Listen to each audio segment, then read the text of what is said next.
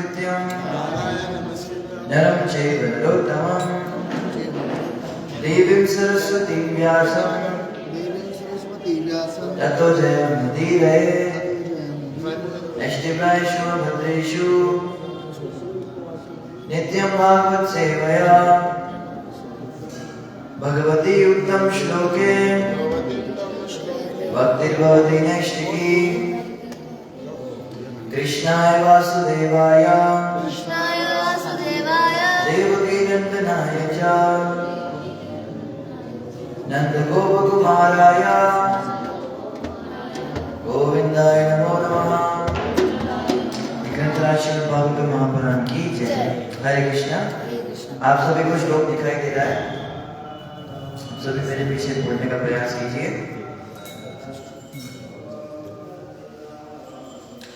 अंतर्बहिश्च लोकांस्त्र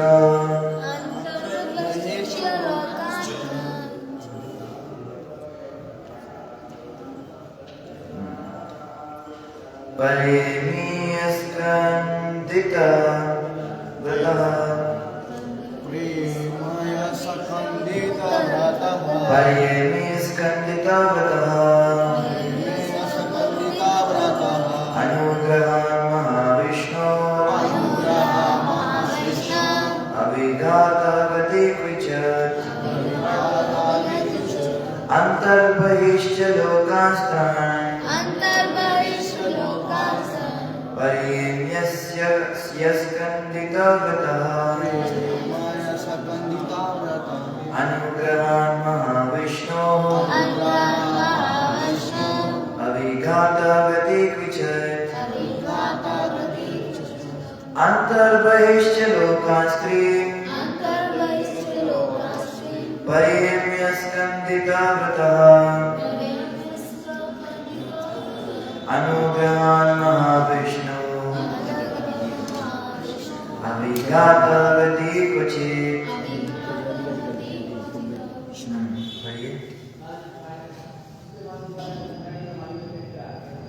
पढ़िए माताओं में कोई पढ़े? ठीक है, माता जी पढ़िए।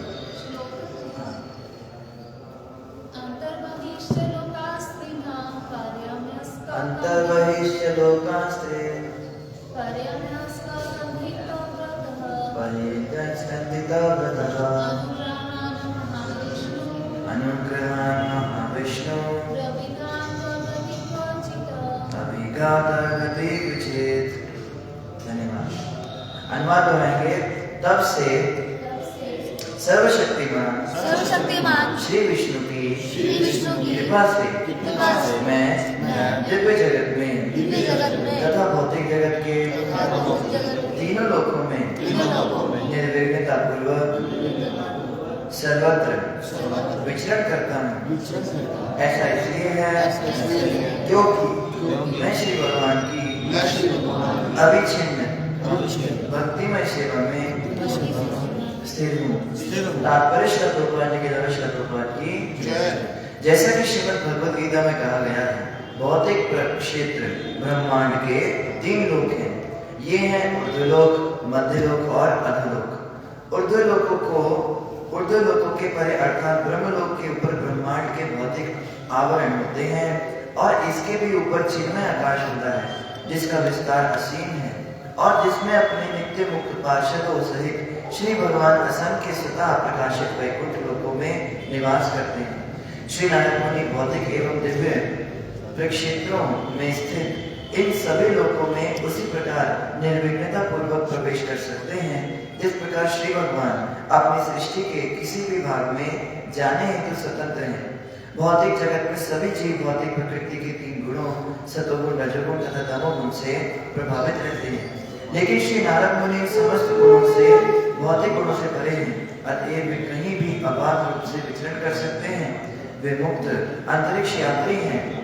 भगवान श्री विष्णु की आयतों की कृपा अद्वितीय होती है और ऐसी कृपा केवल श्री भगवान के अनुग्रहवश भक्तों द्वारा अनुभव की जाती है। अतएव भक्तों का कभी भी पतन नहीं होता, लेकिन भौतिकवादियों अर्थात सकाम कर्मियों तथा ज्ञानियों का अपने अपने गुणों से बाध्य होकर पतन अवश्य होता है। जय श्री गौर राधा कृष्ण भगवान की जय, जगन्नाथ स्वधामिया की जय। जैसा कि कहा जा चुका है, ऋषिगण श्री नारद मुनि की तरह आध्यात्मिक जगत वैकुंठ में प्रवेश नहीं कर सकते। इस तथ्य का उद्घाटन नरसिंह पुराण में किया गया है। मारीची जैसे ऋषि सनातन के पंडित हैं तथा सनक एवं सनातन जैसे ऋषि दार्शनिक चिंतन ज्ञान के प्रमाण हैं, किंतु श्री नारद मुनि की श्री भगवान की दिव्य भक्ति के मूल अधिकारी हैं। श्री भगवान की भक्ति के सभी महान आचार्य नारद भक्ति सूत्र के अनुसार श्री नारद मुनि के चरण चिन्हों का अनुसरण करते हैं। अतएव श्री भगवान के सारे भक्त श्री भगवान के राज्य वैकुंठ में बिना किसी झिझक के प्रवेश करने के पात्र होते हैं। श्री प्रभुपाद की जय। ओम अज्ञानतिमिरान्धस्य ज्ञानाञ्जनशलाकया चक्षुरुन्मिलितं येन तस्मै श्रीगुरवे नमः। श्रीचैतन्यमनोभीष्टं स्थापितं येन भूतले स्वयं रूपं कदा मह्यं ददाति स्वपदान्तिकं। वन्देऽहं श्रीगुरोः श्रीयुतापदकमलं श्रीगुरुन् वैष्णवांश्च श्रीरूपं साग्रजातं साग्ररघुनाथान्वितं तं सजीवं साधुवैतं सावधूतं परिजनसहितं कृष्णचैतन्यदेवं श्रीराधा कृष्णपादान् सागरललिता श्रीविशाखान्वितांश्च।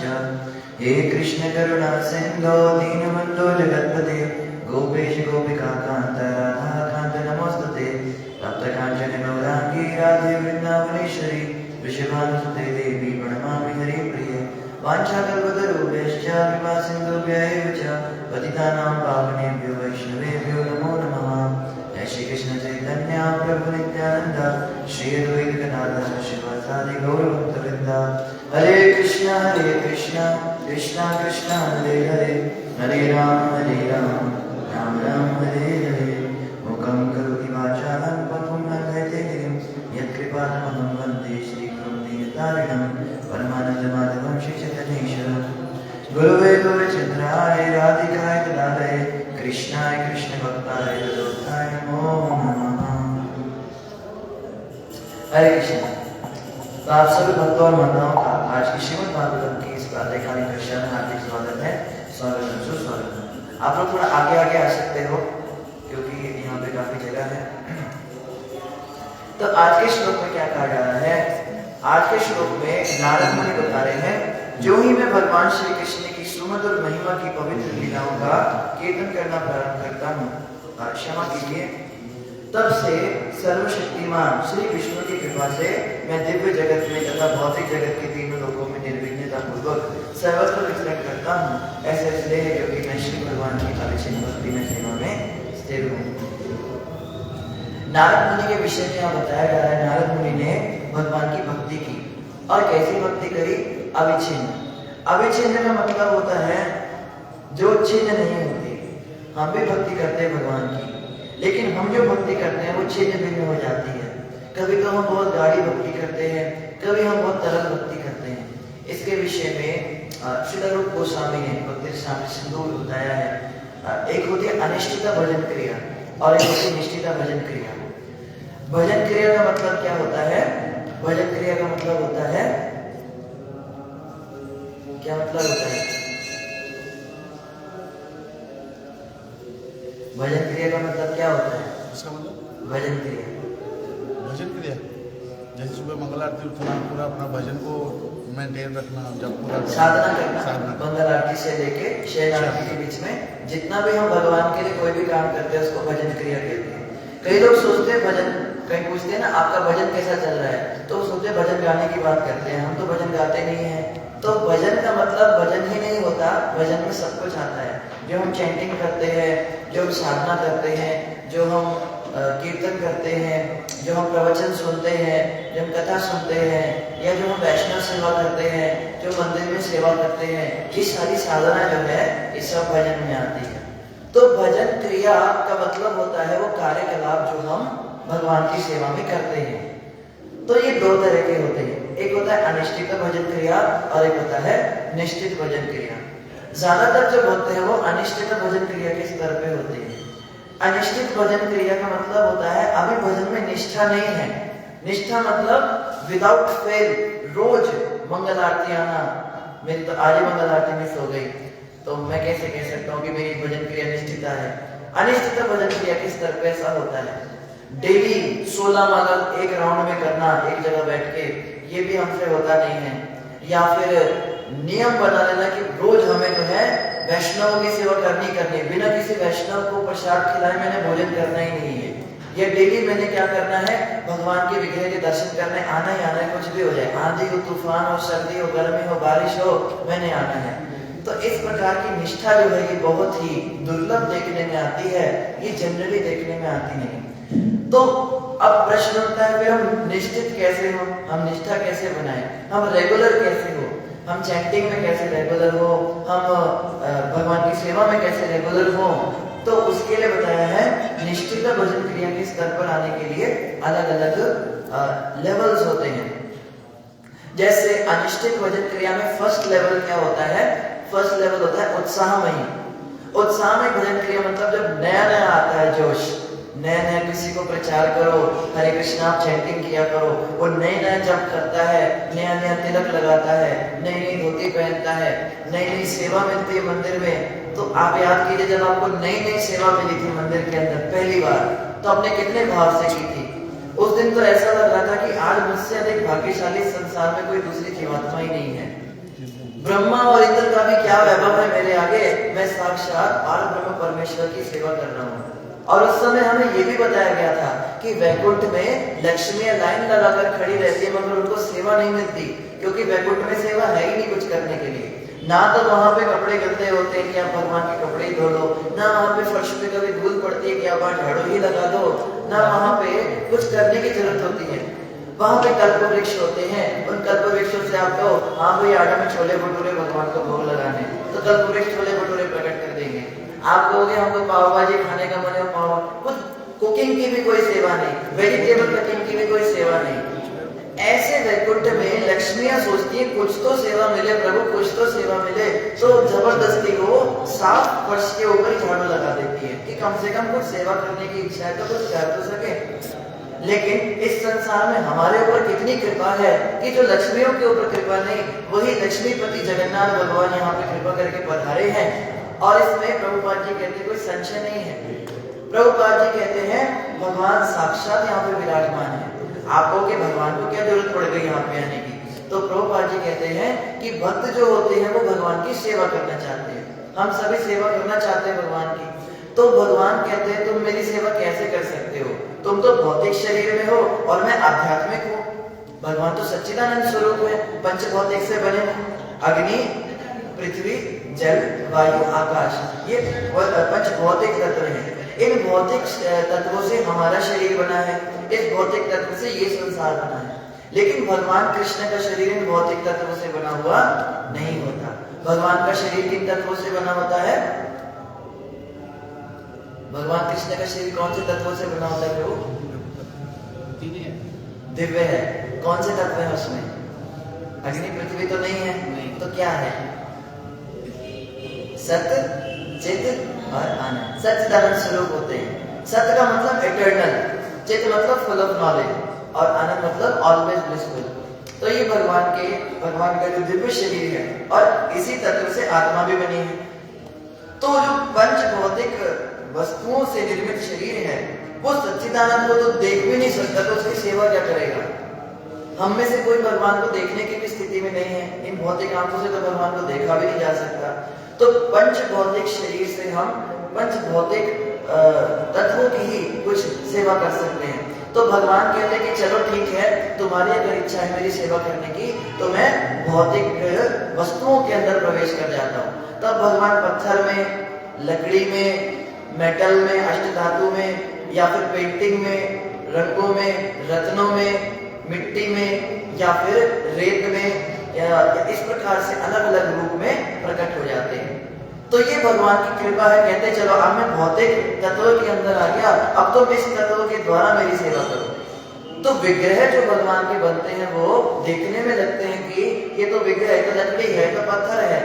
जैसे कई लोग कहते हैं ना दूसरे धर्म वाले कि तुम तो पत्थरों को पूजते हो, तुम भगवान की पूजा क्यों नहीं करते हो? भगवान क्या पत्थर है क्या?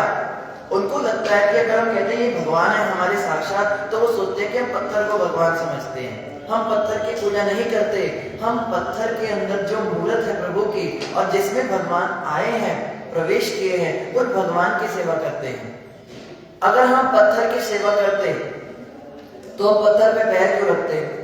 जैसे वीरवार को कई लोग केले की पूजा करते हैं, तो जिस दिन केले की पूजा होती है उस दिन केला खाना नहीं होता, क्योंकि जिसकी आप पूजा कर रहे हो उसको खा कैसे सकते हो। तो अगर हम पत्थर की पूजा करते होते तो हम पत्थर पे चलते ना, हमारा नियम होता। या हम लकड़ी की पूजा करते तो हम लकड़ी के ऊपर पैर ना रखते। हम विद्या की सरस्वती का तो पूजा करते हैं ना, तो सरस्वती जो विद्या की देवी है उनकी पूजा करते हैं, इसलिए किताबों पर पैर नहीं रखते। अमेरिकन लोग और बाहर के विदेशी लोग तो चलते उन किताबों के ऊपर को फेंकते हैं, ऐसा करते हैं। पर भारत के अंदर हमें सिखाया गया है किताबों को जमीन पे नहीं रखा जाता, उन पे पैर नहीं रखते, अगर लग भी जाए तो उन पे से माथे से लगाते हैं।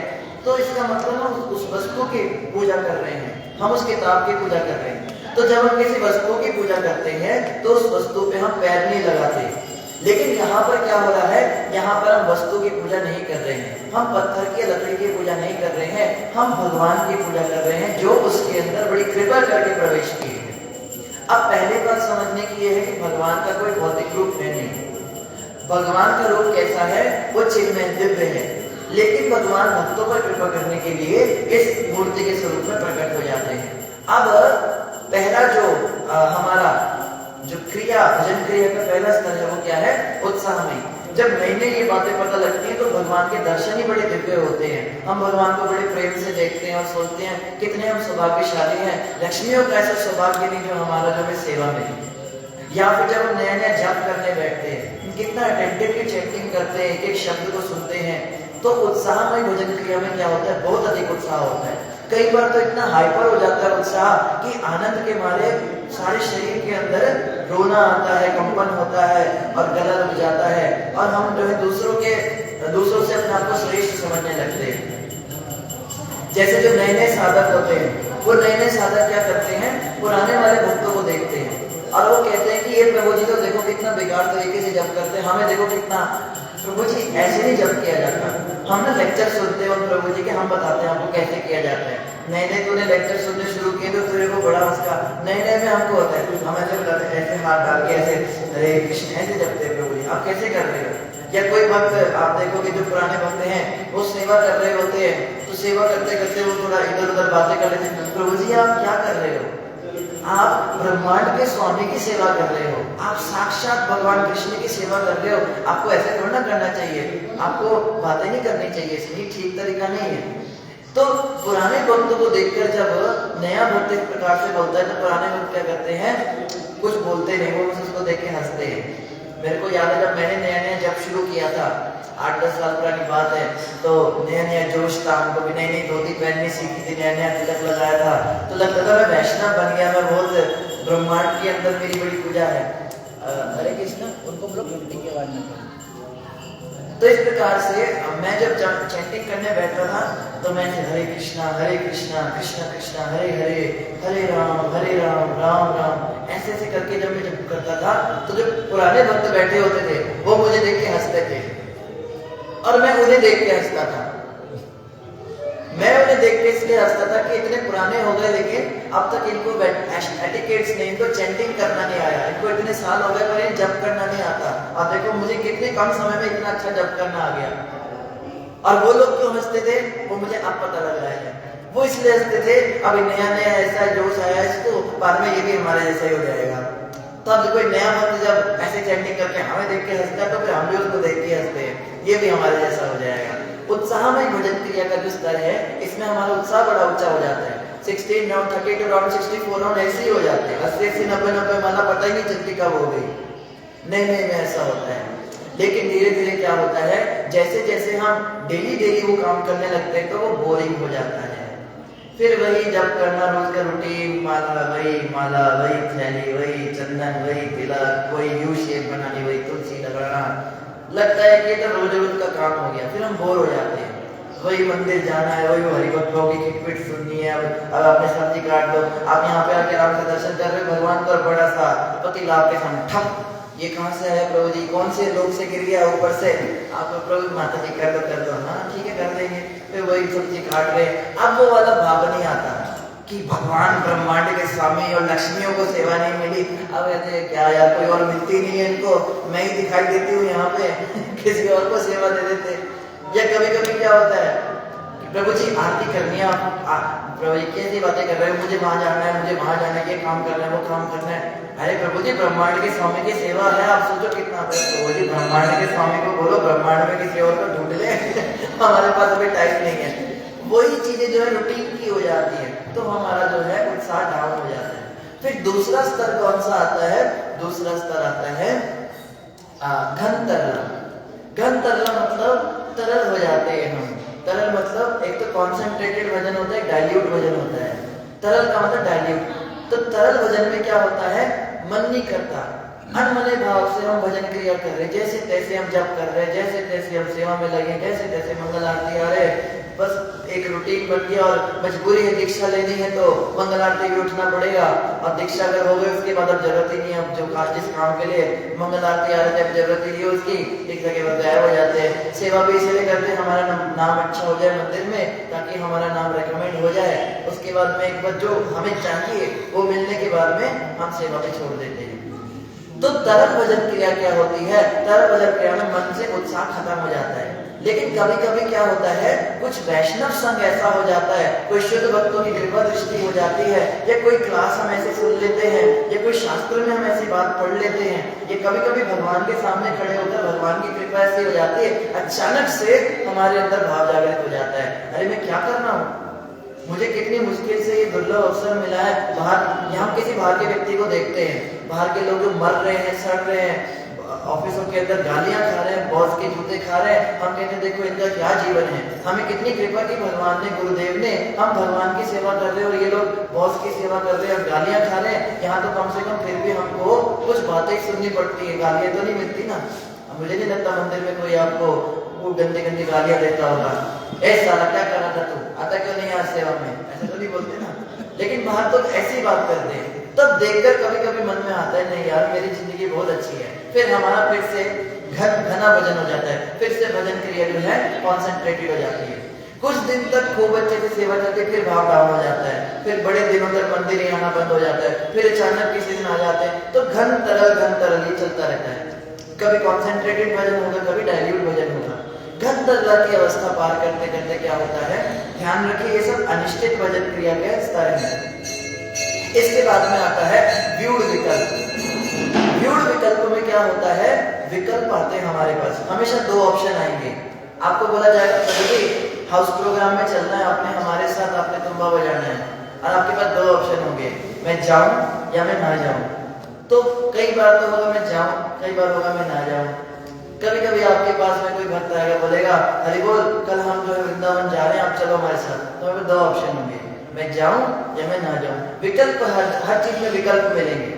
मैं घर में रह के भक्ति कर लूं या मैं मंदिर जाऊं, ठंड बड़ी है, मंगल आरती मंदिर जाना जरूरी है, या मेरे घर पे ठाकुर जी में उन्हीं की कर लूं, आज सुबह उठना जरूरी है, या भक्ति तो अंदर का विषय है ना, अंतर मन का, मेरा भाव ही शुद्ध है तो मुझे ज्यादा दिखाने की क्या जरूरत है भगवान को। तो अपने आलस को छुपाने के लिए कभी तो हम नो कर देते हैं, कभी हम वैष्णवों के सामने शर्मा के या उनसे बेइज्जती के डर से यस कर देते हैं, या कभी कभी देखा देखी में हम कर देते हैं। तो घर ये क्या होता है, व्यूढ़ विकल्प होता है कि मैं भक्ति कैसे करूं, मैं भक्ति वैराग आश्रम में जाऊं, या मैं अपने परिवार वालों को भक्त बना लूं, या मैं सब कुछ छोड़ के चला जाऊं। तो व्यूढ़ विकल्प में लगा रहता है दिमाग, शादी करूं या ना करूं, नौकरी करूं या ना करूं, बच्चे जो हो गए अब इनका ध्यान रखूं या ना रखूं, मैं ज्यादा समय कहाँ दूं, मैं मंदिर में ज्यादा समय दूं या घर में दूं या ऑफिस में दूं, हर चीज में कंफ्यूज रहेगा। तो व्यूढ़ विकल्प की स्थिति भी बड़ी लंबी चलती है, करते करते करते करते ये भी पार हो जाती है। जब क्लियर हो जाती है फिलॉसफी, भक्ति ही करनी है भाई, जीवन का और कोई उद्देश्य नहीं। ज्यादातर भक्त जो हैं इस स्तर से नीचे गिर जाते हैं। वो क्या करते हैं, वो गलत को चुन लेते हैं, वो कहते हैं छोड़ो। इसलिए आप देखोगे मंदिर के अंदर जो पुराने चेहरे थे वो अब दिखते नहीं है, नए चेहरे दिखते हैं, पुराने होंगे ये भी दिखने बंद हो जाएंगे। हजारों में कोई एक आधा ही ऐसा होता है जो चूज करता है कि नहीं मुझे भक्ति ही करनी है। भक्ति छोड़ने के लिए आपको बहुत सारे रीजंस मिलेंगे, मायावी में ऐसे रीजंस देगी भक्ति छोड़ने के लिए कि मंदिर जाके ना मेरा भाव खराब हो रहा है, मंदिर में जाने से क्या होता है, भक्तों के साथ मेरी अच्छे से बातचीत नहीं होती, वहां जाके अपराध मुझसे हो रहे हैं, या मंदिर जाना मुझे अच्छा नहीं लगता, जब देखो सेवा पकड़ा देते हैं, तो मैं मंदिर ना जाके भगवान के ज्यादा निकट रह सकता हूँ या रह सकती हूँ। यानी कि हम भक्ति करने के लिए ही भक्ति को छोड़ देते हैं, लेकिन क्या होता है, ये माया की चाल होती है, इसमें हम फंस जाते हैं। ज्यादातर भक्त जो माया की चाल में फंसते हैं, वो कैसे फंसते हैं, शुरुआत होती है कि ऐसा करना जो है भक्ति के लिए अच्छा है। अपने दिमाग से हम सोच लेते हैं कि अगर मैंने जप की संख्या कुछ कम कर दी ना, तो मेरा दिन का रूटीन अच्छा रहेगा, और बाकी रूटीन अच्छा रहेगा तो मैं ज्यादा भक्ति अच्छे से कर पाऊंगा, लोग मुझे जो है ताने देंगे। वरना कई लोग क्या कहते हैं कि प्रभु जी, अगर हमने अच्छे एग्जाम्पल सेट नहीं किया, अगर ऑफिस में हमारी अच्छे से प्रमोशंस नहीं हुए, अगर हम एग्जाम में और अच्छे नंबर नहीं लाए, तो समाज पे क्या मैसेज जाएगा, लोग क्या कहेंगे कि देखो ये इतने भक्त हैं, लोगों का भक्ति से विश्वास उड़ जाएगा। जैसे हम कोई बहुत बड़े भक्त है, कोई शुद्ध भक्त है कि सारी दुनिया हमें देखती होगी, कोई देखता भी नहीं होगा कि ये कोई है भी इस दुनिया में, लेकिन हमें लगता है हमें कितने लोग फॉलो करते हैं, हम बड़ा आदर्शवादी है, हमें बड़ा रोल मॉडल बन के रहना है। तो ये तुम्हारे को कोई देखता है, तो अपनी भक्ति बचाओ, दूसरों को छोड़ो। तो कई बार दूसरों को दिखाने के लिए या ऐसे करने के लिए माया जो है दिमाग में ऐसी ऐसी चीजें डालती है कि भक्ति जो है आप जो है ऐसे अच्छी कर सकते हो या वैसे अच्छी कर सकते हो।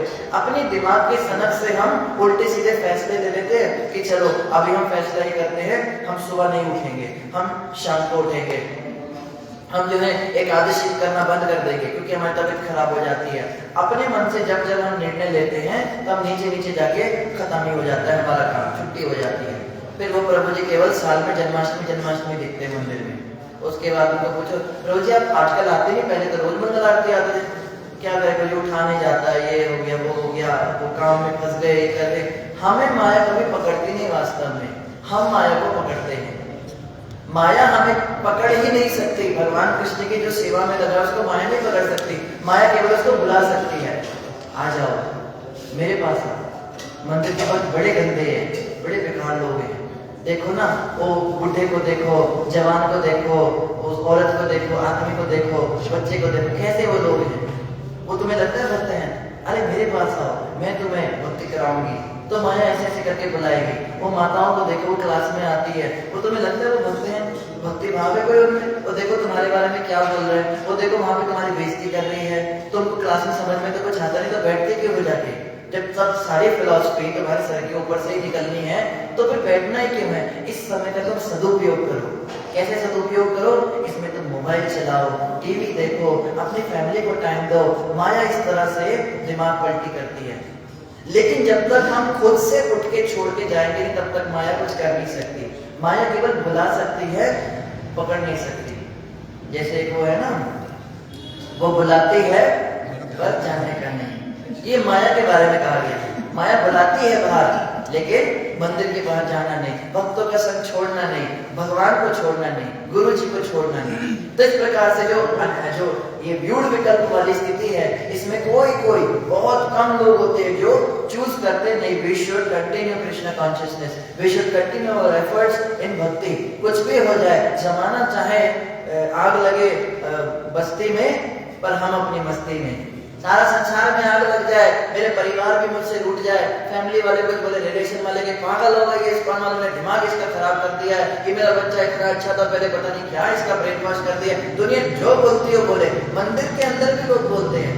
इतनी बुरी हालत है, मंदिर में भी नहीं छोड़ते हैं। वो कहेंगे ये देखो ये यहाँ पे आती है, ये कोई ये तरीके इतना मेकअप लगा के आती है, ये देखो यहाँ पे आता है, क्या बाल हेयर स्टाइल बना के आता है, ये पक्का जो है ना ये गलत काम करने आता है यहाँ पे। जब ये माता थी तभी ये दिखाई देता है। अरे बोलेंगे बोलने वाले, यहाँ पर भी आएंगे, वहां पर भी आएंगे, पर हमें कोई फर्क नहीं पड़ता, हम अपनी सेवा कंटिन्यू करेंगे। पानी और हवा जो है वो अपना रास्ता ढूंढ लेते हैं, वो किसी से रुकते नहीं है। जैसे पानी होता है, पानी को कभी आप रोकने की कोशिश करो, उसके प्रेशर को आप रोक सकते हो, वो कहीं ना कहीं से निकल के अपना रास्ता ढूंढ ही लेता है। तो जो सच्चा भक्त होगा वो क्या करेगा, वो अपना रास्ता ढूंढ के चलता रहेगा, वो परवाह नहीं करेगा। तो व्यूढ़ विकल्प की स्थिति से निकल के फिर वो कहां पहुंचेगा, फिर वो पहुंचेगा विषय संग्राम में। अब सबसे ज्यादा डेंजरस जोन आ गया। भक्ति करते करते एक ऐसा समय आ जाता है जब हमारे विषय विकार, हमारी जो पुरानी आदतें थी वो वापस लौटती हैं। उत्साह में भजन क्रिया के स्तर पर उत्साह में हम सारे गंदे काम छोड़ देते हैं। नया नया कंठी माला गले में आता है, 4 नियम 16 माला, सुबह उठना, बड़े नए नए नियम हम लेते हैं। और घन तरला के स्तर पर भी जैसे तैसे करके हम अपने नियमों से बचे रहते हैं। लेकिन ये सारी बुरी आदतें जो पुरानी प्रवृत्तियां थी ये लौटती है, एक बार लौट कर आती हैं ये। और ये कौन सा स्तर होता है? ये विषय संग्राम होता है। मान लो किसी को सिगरेट पीने की आदत थी, उसने जीवन भर सिगरेट पिया, लेकिन भक्ति में जब वो आया तो उसने कृष्ण कॉन्शियसनेस को एक्सेप्ट किया, उसकी सिगरेट अचानक से छूट जाएगी। इसीलिए आप नए नए भक्तों को देखोगे, कहेंगे अरे भक्ति बहुत अच्छी है, आते ही मेरा तो ये छूट गया। करते करते वो चीजें वापस आने लगती हैं। अब वो पुरानी आदतें जो हमने करी हैं, जिसने जो काम किया है, वो पुरानी आदतें वापस लौटती है। और विषय संग्राम के स्तर पे क्या होता है? विषयों के साथ संग्राम होता है। संग्राम मतलब युद्ध छिड़ जाता है, सामने से आता है सिगरेट, ले पी मुझे। भक्त कहते हैं मन तो कर रहा है पर नहीं पीऊंगा, गले में कंठी है। सामने से प्यार नहीं सुनाता है, खा ले मुझे। नहीं, मना किया, गुरु महाराज ने मना किया हुआ है। चिकन आएगा, वो आएगा, शराबें आएंगी, जिसने जो काम किया है, किटी पार्टियां आएंगी, पब्स आएंगे, वो नाचने वाले वो आएंगे, आजा भाई मेरे साथ चल, तू भी साथ में, शादी ब्याह से ऑफर आएंगे। कभी आप किसी कॉकटेल पार्टी में फंस जाओगे, वहाँ चारों तरफ सब पी रहे होंगे, कहेंगे अरे यार तुम कहाँ मंदिर में चले गए यार, इसको पिलाओ यार साधु को। अरे ये शिव जी का प्रसाद है भोलेनाथ का, ये कोई गलत चीज थोड़ा है। भोलेनाथ भी पीते पियो, हर तरह से कन्विंस करते हैं भक्तों को। बहुत बड़ा और सबसे बुरी चीज क्या है? अंदर से मन भी करता है उस समय। एक तो हम अंदर से पक्के हो, तो अब अंदर से मन भी कर रहा है, सामने से वो फिलॉसफी भी देते हैं, शिव जी का प्रसाद है। हम सोचते क्या करें यार, भोलेनाथ का प्रसाद ही है। ऐसा करते हैं, कट्टी उतार के ले लेते हैं कट्टी उतार के जेब में रख लेते हैं और जय बोले बाबा। या कभी हम किसी पार्टी में फंस जाते, शादी पार्टी में, बोलते खाओ खाओ खाओ। अरे हम प्याज लहसुन, अब बोलने में भी शर्म लगती है किसी परिवार वाले को, प्याज लहसुन नहीं खाते, अगर मान लो बोल दिया अपनी हिम्मत करके, प्याज लहसुन, तुम्हारा ना दिमाग खराब हो गया यार, प्याज लहसुन तो पेड़ पौधे होते हैं, ये कोई नॉनवेज थोड़ा ना होता है, ये देखो यार इसको समझाओ कोई। और सारे रिश्तेदार आपको आके समझाएंगे। ये रिश्तेदार कभी किसी को समझाएंगे नहीं कि शराब मत पिया करो या मांस मत खाया करो, गंदे काम मत किया करो। लेकिन कोई अगर प्याज लहसुन नहीं खाता हो, सब आके अपनी अपनी फिलॉसफी देंगे, बेटा मैं भी पूजा पाठ करती हूँ, मैं बताती तेरे को। ये क्या होता है ना, ये नवरात्रि के जो 9 दिन होते हैं ना माता के, उसमें नहीं खाना होता है, ऐसे खा सकते हैं, खा ले खा ले। कोई कहेगा ये मान ही नहीं रहा, क्या करे इसका? फिर पंडित जी भी आ जाते हैं, रुक मैं पंडित जी ने बुलानी है, पंडित जी ऐसे आओ, तुसी ऐसे आओ। पंडित जी भी आ जाएंगे, है देखो इसकी कोई उम्र है सब काम करने की? बेटा तुम्हारी उम्र नहीं है, तुम ना भी माँ बाप की सेवा करो, अब ये करो, अच्छे बनो, पढ़ाई लिखाई करो। ये सब जो है ना ये बुढ़ापे में होता है। पंडित जी भी कन्विंस कर देंगे आपको। और सबसे बुरी चीज क्या होगी? मुंह में पानी भी आ रहा होगा। पनीर भुर्जी और प्याज के लच्छे वाले कुलचे, सामने शाही कोरमा और काजू डाले हुए उसमें और देसी घी पड़ा हुआ है। और दूसरी प्रॉब्लम क्या है कि इसका जो विकल्प है, इसके अलावा और कुछ अवेलेबल भी नहीं है। अगर आप ये नहीं खाओगे तो आपके लिए क्या है अवेलेबल? दही और चावल, पानी लेके अपना काम चलाओ। या फिर कोई एप्पल आ जाएगा, कोई संतरा सेब आ जाएगा, शाही कोरमा सेब, शाही कोरमा सेब, शाही कोरमा सेब, शाही कोरमा सेब, शाही कोरमा खा लेते हैं। तो विषय संग्राम के स्तर पे क्या होता है? विषयों के साथ लड़ाई होती है और ज्यादातर गिरते हैं, बार बार गिरते हैं, लेकिन बार बार उठते भी हैं। एक बार गलती हो जाती है, खाने के बाद लगता है अरे क्या कर दिया मैंने, अब किसी को मुंह दिखाने लायक नहीं रहा। देखो विषय संग्राम की स्थिति में भी अगर कोई है ना, तो मंदिर मत छोड़ो। कई लोग इतनी गिल्ट कॉन्शियस हो जाते हैं, अंदर इतनी गिल्टी आ जाती है, हाय हाय मैंने क्या कर दिया। अरे पहले भी तो यही सब काम करते थे, पहले तो रोज दिन में 4 बार करते थे, कम से कम 4 दिन में 1 बार तो कर रहे हो, कुछ कमी तो आई है ना। ये सोच के एक खुशी होनी चाहिए कि चलो कम से कम जो उसकी जो फ्रीक्वेंसी है वो तो रिड्यूस हुई ना, अब उस काम को उतना तो नहीं कर रहे जितना पहले करते थे। तो विषय संग्राम की स्थिति में क्या होता है, एक मोटिवेशन लेना चाहिए। बहुत लोग डिमोटिवेट हो जाते हैं, इतने ज्यादा डिमोटिवेट हो जाते हैं, कई बार वो भक्ति ही छोड़ देते हैं। वो क्या सोचते हैं, जब मेरे अंदर ये सब है ही नहीं, मेरे अंदर इतने नियम पालन से होते नहीं, तो मैं तिलक क्यों लगाऊं? मैं तिलक लगाकर दुनिया को क्यों बेवकूफ बनाऊं? जब मुझे पता है कि मैं इतने भले मन की करता नहीं हूं, तो मैं धोती क्यों पहनूं? मैं मंदिर के अंदर ऐसी नास्तिक बन के जाऊंगा, क्यों मैं किसी को बेवकूफ बनाऊं? अरे किसी को बेवकूफ नहीं बना रहे हो, ये सब चीजें जो है ये मन के अंदर एक माया की चाल है। तिलक ना लगाने से नुकसान ज्यादा हो जाता है। हमें लगता है कि फायदा होगा कि हम कम से कम अपने आप को ऐसे प्रेजेंट तो नहीं कर रहे जो हम नहीं है, मगर ऐसे नहीं सोचना होता। ये तिलक लगाना, ये धोती पहनना, शिखा डालना, ये सब बहुत जरूरी है। इन नियमों का पालन करने से हो सकता है नियम टूटेंगे, चारों नियम टूट जाएंगे, लेकिन दोबारा से खड़े होना है। गुरु महाराज से एक बार मैंने प्रश्न किया था, क्या हो गया? आ रहा है कुछ ट्रेनिंग आ रहा है? तो फिर चुपचाप बैठ जाओ अच्छे बच्चे की तरह। मनुष्य होने के लिए हम क्या करें? महाराज जी ने एक चीज बोली, हिम्मत नहीं हारनी है। फिर महाराज जी ने उदाहरण क्या दिया? प्रभुपाद जी ने एक उदाहरण दिया कोटेशन में बच्चे का।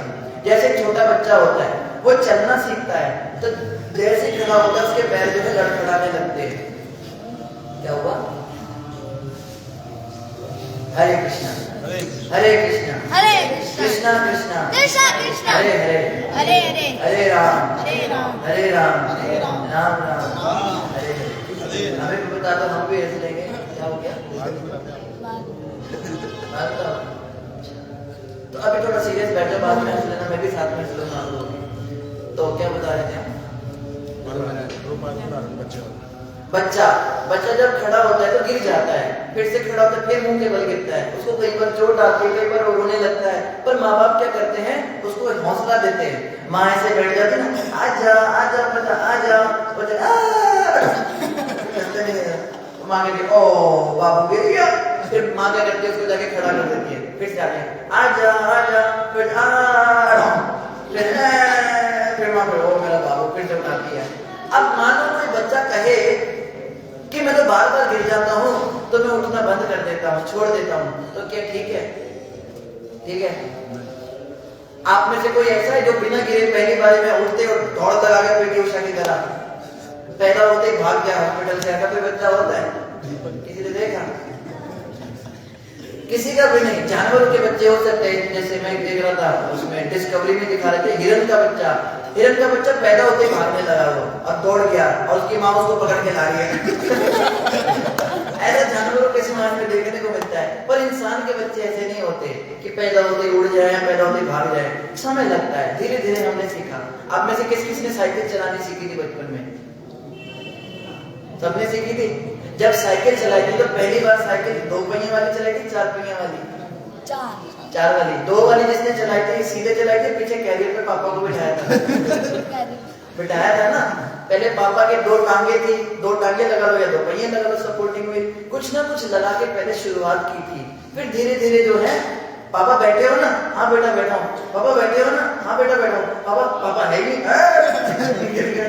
वो वैसे बोल रहे थे, कहते आपने तो कहा था बैठे हो, मेरे को चोट लग गई, हाथ पैर सब छिल गए थे साइकिल चलाना सीखते थे। लेकिन आज आप बिना हाथों के भी साइकिल चला लेते, चलाते ऐसे ऐसे करते हैं, ऐसे कर दिखाते हैं ना, दूसरे को स्टाइल करके दिखाते हैं।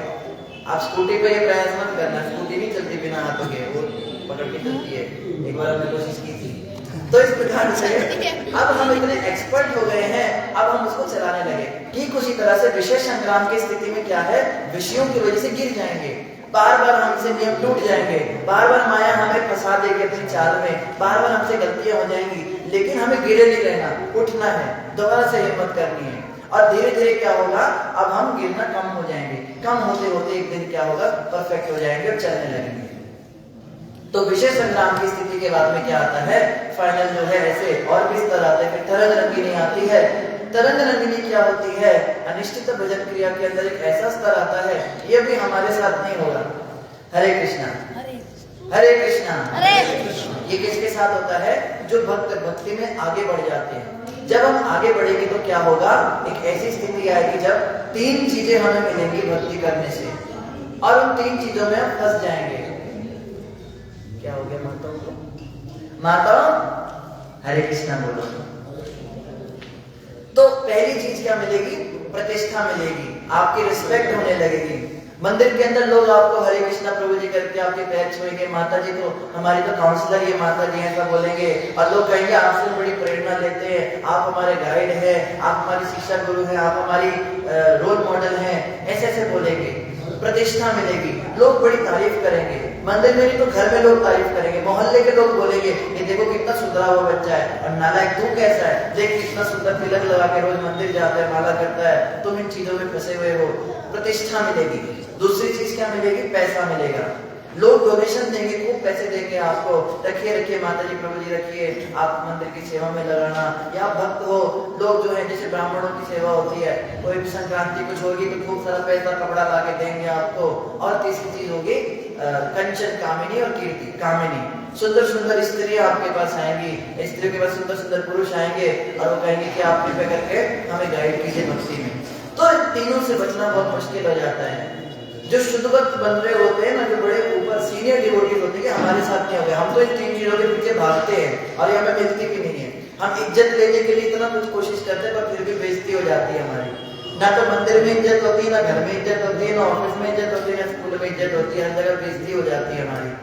लेकिन ये भक्तों के साथ होता है, जो बहुत सीनियर भक्त होते हैं उनको बहुत रिस्पेक्ट मिलती है और उसको पचा पाना बहुत मुश्किल हो जाता है। जो किसी पद पे बैठ जाते हैं, टेंपल प्रेसिडेंट बन जाते हैं, टेंपल इंचार्ज बन जाते हैं, या एचओडी बन जाते हैं, किचन डिपार्टमेंट के इंचार्ज ये हैं, ऑडिटर के इंचार्ज ये हैं, या ये जो है ये बहुत अच्छी क्लास करते हैं, इनकी क्लासेस जो है आप ज्वाइन कीजिए, उनके साथ ये होता है। उनको इतनी ज्यादा, हद से ज्यादा इज्जत मिलती है कि उनसे बचाना मुश्किल हो जाता है। दूसरा, पैसा बहुत मिलता है उनको और उस पैसे का मिसयूज होने लगता है, उस पैसे का सदुपयोग करना बड़ा मुश्किल हो जाता है। ये उन भक्तों की परीक्षा है। हम लोग तो उनकी बड़े आराम से निंदा कर देते हैं कि वो प्रभु जी देखो क्या करते क्या नहीं करते, बट उनकी परीक्षा चल रही है। और स्त्री और पुरुष उनके पास बहुत सुंदर सुंदर आते हैं, तो कई बार उनके विषय में कुछ गलत बात भी सुनने को भी मिल सकती है। ये उनकी परीक्षा हो रही है। तब जो कोई भक्त इन तीनों से बच जाता है, इसमें भी 99.99% भक्त इस स्तर पे आके गिर जाते हैं, इन चीजों में फंस जाते हैं। और आखिरी मार्ग का जो खास होता है वो ये है कि तुम भगवान हो, इसमें तो सभी फंस जाते हैं। लेकिन जो इससे भी बच जाते हैं 0.01%, वो फिर शुद्ध भक्त बन जाते हैं, उनकी भजन जो है निष्ठिता हो जाती है, निष्ठावान हो जाते हैं।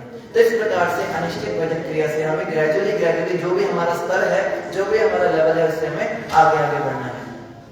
तो आज जो है, आज वराह भगवान का आविर्भाव दिवस है। वराह भगवान कौन है? भगवान विष्णु के दशावतार हुए, उनमें से एक है भगवान वराह। आप में से कोई बता सकता है वराह भगवान कौन से नंबर पे आए हैं? दशावतार में से कौन से नंबर के अवतार है वराह?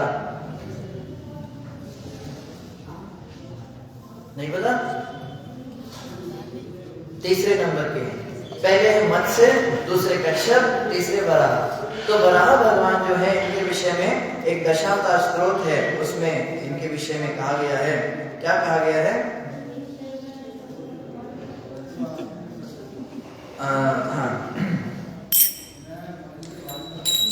वसति दशन शिखरे धरणी नवनवना शशिनी अनंत करे वनमाना।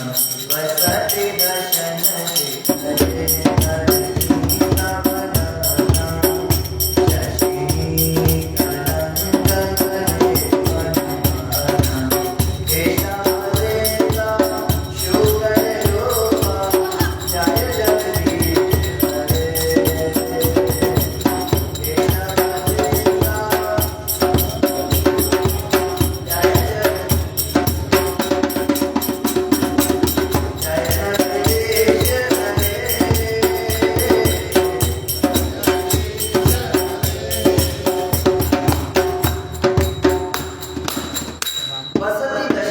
हरे। अपने दाढ़ों के अग्रभाग पर जो पृथ्वी को धारण करते हैं, और शशिनी कलंक कलेव निमग्ना, ऐसा लगता है जैसे उनके दाढ़ के ऊपर एक तिल रखा हुआ है छोटा सा। ये पूरी पृथ्वी जो है भगवान वराह की दाढ़ पर एक तिल के समान प्रतीत होती है और बड़ी सुंदर लगती है, गंदी नहीं लगती। जैसे चंद्रमा है, चंद्रमा के ऊपर जब दाग लगा होता है तो वो दाग भी सुंदर लगता है क्योंकि वो चंद्रमा के ऊपर है, और चंद्रमा भी सुंदर लगता है क्योंकि उसमें वो दाग लगा हुआ है। वो दाग भी उसकी सुंदरता को एक्चुअली बढ़ाता है, कम नहीं करता है। सूर्य जो होता है, सूर्य से सुंदर चंद्रमा लगता है, देखो तो, क्योंकि सूर्य जो है पूरा गोल है, उसमें कोई दाग धब्बा नहीं, लेकिन चंद्रमा का दाग भी अच्छा लगता है। इसी प्रकार से वराह भगवान की दाढ़ के ऊपर, दाढ़ जो है उनकी वो चंद्रमा के समान चमकती है, भगवान के दांत जो है वो चांद जैसे चमकते हैं, और हमारे पीले पीले गंदे से येलो येलो डर्टी फेलो। तो भगवान के जो दांत है बड़े चमकदार हैं, और वो चमकते हुए चंद्रमा समान दांतों के ऊपर जब पृथ्वी रखी होती है तो वो ऐसे लगते हैं जैसे चांद पे दाग लगा होता है, बड़े सुंदर उनकी दाढ़ें लगती हैं। अब प्रश्न ये उठता है कि वराह भगवान क्यों प्रकट हुए? बस 5 मिनट हम वराह भगवान के विषय में सुनेंगे, क्योंकि आप सब ध्यान से सुन लो ये कथा। आप सब बैठे, आपका बड़ा धन्यवाद है, आपने इतने समय अपना दिया, कि कितना कीमती समय, आप कितने बड़े बड़े काम इसमें महान काम कर सकते थे, पर आपने सोचा नहीं हम इसमें कथा ही सुनेंगे। आपने इतना धैर्य से अगर सुना है तो थोड़ा सा और सुन लीजिए। एक समय के बाद है, वैकुंठ के अंदर ब्रह्मा जी के 4 पुत्र गए। वो 4 पुत्र जब वैकुंठ में गए तो वहां के द्वारपालों ने उनको रोका। द्वारपालों के नाम थे जय और विजय। जय और विजय ने जब उनको रोका तो सनकादिक मुनियों को रोका, तो क्या हुआ? 4 कुमारों के नाम क्या है? चार कुमारों के नाम सनक, सनंदन, सनातन और सनत। ये चारों कुमार जब गए वैकुंठ के द्वार पर, तो जब वैकुंठ वासियों ने उन दोनों जय विजयन को रोका कि आप ऐसे अंदर नहीं जा सकते, आप कोई भी बच्चे हो तो कोई भी अंदर चला जाएगा क्या? तो उन्होंने कहा तो कुंठा कर रहे हो तुम। वैकुंठ का मतलब है जहाँ पे कुंठा नहीं होती, जहाँ पे झगड़े नहीं होते, आप वैकुंठ में झगड़ा लगा रहे हो, तो उनको श्राप दे दिया। देखो जो वैकुंठ में झगड़े लगाते हैं ना, उनको श्राप मिलता है। आई गेस कुछ भी लोग भी यहाँ पे होते। बड़ा जरूरी है हम सबके लिए सीखना इन बातों को। जो हम लोग भक्त लोग आते हैं वैकुंठ के अंदर रहकर कुंठा करते हैं, हम मंदिर में झगड़े लगाते हैं भक्तों में, ये बहुत अपराध है, इसका बहुत ध्यान रखना है, और इससे कोई नहीं बचा। मैं आप कहीं ना कहीं हम सभी ये काम करते हैं, इसकी उसको बताएंगे, उसकी इसको बताएंगे, पहले खुद जाएंगे प्रभु जी आपको क्या लगता है? वो प्रभु जी ने जो लेक्चर किया आपको लगता है ठीक था, वो उसमें कोई गलती नहीं थी, आपको भी ठीक ही था, अच्छा लगा वो कई पॉइंट्स नहीं, वो जो वो वाला प्रसंग था उसमें उनको ऐसा बोलना चाहिए था, आप बताइए। नहीं ऐसे बोलना तो नहीं चाहिए, बस कितना बात है। अब प्रभु जी के बारे में पता है, प्रभु जी को आपके बारे में क्या कहते हैं? उनको लेक्चर देना ही नहीं आता, ऐसे भी शब्द बोल रहे थे, बताओ कोई तरीका है? मैंने कितना समझाया कि नहीं सीनियर प्रभु जी उनके बारे में ऐसा मत बोलो आप, पर नहीं वो तो ऐसा बोल रहे थे। अच्छा ऐसा बोलते हैं? हाँ ऐसा बोलते हैं आपके बारे में। आपको क्या लगता है वो ठीक बोल रहे हैं? नहीं ऐसे तो नहीं बोलना चाहिए, उनको तो तरीका ठीक नहीं। अब इधर वापस आ जाएंगे, अरे वो तो तुम्हारे बारे में यहाँ तक कह रहे थे, उसको अकल ही नहीं है, वो खुद ही लेक्चर सुनने को बैठते, किसने बुलाया उसको? इतना झगड़ा लगा देंगे और फिर बीच में गायब हो जाएंगे, फिर 4-5 दिन तक आएंगे नहीं और उन दोनों में झगड़ा लगाएंगे। वैकुंठ के अंदर जो कुंठा करता है उसको श्राप लगाते हैं, 4 ये जय और विजय की तरह सनकादिक ऋषि का श्राप लगता है और उस व्यक्ति की भक्ति नष्ट हो जाती है, उसका हरिनाम खत्म।